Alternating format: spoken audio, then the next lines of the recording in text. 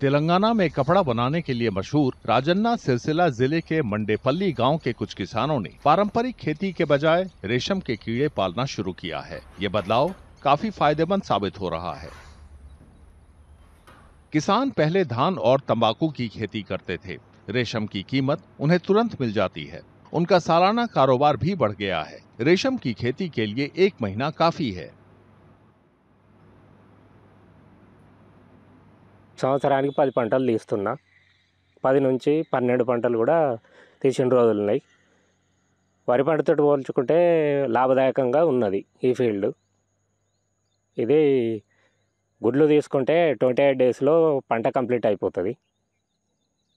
దీని మార్కెటింగ్ అంటే జనగాంలో ఉంది, హైదరాబాద్లో ఉంది, బెంగళూరులో ఉంది. జనగాం పోతాం మేము. 500 to 600 పలుకుతుంది రేటు కేజీ. ఇదివరకు బీడీలు చేసేదాన్ని. బీడీలు చేయడం వల్ల ఆరోగ్యం దెబ్బతినడం వల్ల పట్టుగుళ్ళు తీయడానికి వస్తున్న బెడ ఆరోగ్యం బాగుంది. ఇప్పుడు రోజు కూలి 400 పడుతుంది. అందుకే ఇటు వస్తున్నాం, బీడీలు బంద్ చేసినాం. 100 एकड़ में फैले शहतूत के बागान में रेशम के कीड़े पाले जाते हैं। कीड़े पालने के शेड का प्रबंधन कई लोगों की देखरेख में होता है।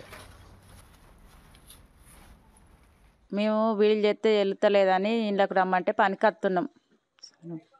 400 ఇస్తారు, పనికి వస్తున్నాం. కూలి మంచిగానే వెళ్తుంది, మంచిగా అనిపిస్తుంది. ఇంట్లోకి వస్తే పట్టు పురుగుల పనికి అన్నిటికీ ఆగొత్తాము, ఏస్తాము, ఏరుతాము అని చేస్తాం ఇల్లుగా. रेशम के कीड़ों की खेती फायदेमंद साबित हो रही है। सरकार रेशम के कीड़े पालने वाले किसानों को सहयोग भी दे रही है।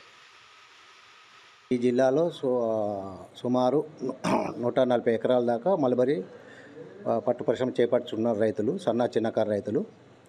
దాంట్లో మనకు మొదటి సంవత్సరం మాత్రం మొక్కలు నాటుకొని తర్వాత మనకు 3 నెలల తర్వాత ఒక క్రాప్ స్టార్ట్ అవుతుంది. దీనికి ప్రభుత్వ పరంగా స్టేట్ గవర్నమెంట్, సెంట్రల్ గవర్నమెంట్ నుండి సబ్సిడీలు ఉన్నాయి.